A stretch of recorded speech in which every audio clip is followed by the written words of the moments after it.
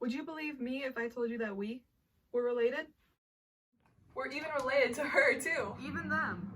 Them, too. Yep. Him, too. And him. And all of these guys. Them, too. Even this guy. Him. And even him. In fact, everybody's related to every living thing on Earth. This is because of Lusa, or the last universal common ancestor. The idea of Lusa first came into existence when the 19th century naturalist Charles Darwin came up with the idea that there was one evolutionary starting point that all other life on Earth descended from. It wasn't until the 20th century when scientists discovered a common genetic coding, or DNA, that was found in all animals on Earth when Darwin's plan began to gain traction. Scientists have been searching for Lusa by studying the genes in bacteria and archaea. Through their studies, scientists believe that they have found 355 genes that they believe came directly from Lusa. And even though 355 genes is not a lot of genes, it's a very small amount, not even enough to make a single ribosome, scientists have been able to see that Lusa contained an enzyme called reverse Grasse, which is found in many extremophiles in high-temperature environments seen today.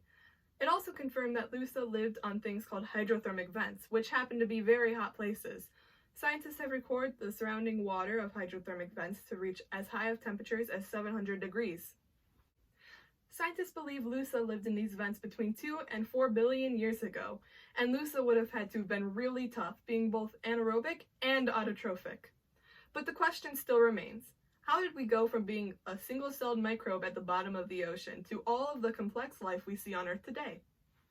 Well, scientists used to believe in the three-branch theory that said that Lusa evolved into 3 branches: bacteria, archaea, and eukarya.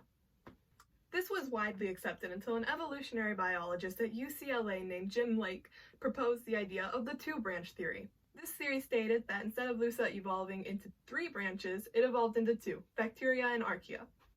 This made much more sense than its 3-branch counterpart, because while bacteria and archaea are prokaryotes, eukarya is a eukaryote, and eukaryotes are much more complex. The discovery of Lusa would be monumental not only to unlocking the past of life on Earth, but to also finding life on other planets and even moons. Hydrothermic vents, like the ones that Lusa would have come from, have been observed in space, and even in our own backyard, on Jupiter's moon Europa and Saturn's moon Euclasius. Being able to confirm with certainty that complex life like we see here on Earth can be formed from microbes on hydrothermic vents would be a huge step in the right direction towards finding extraterrestrial life.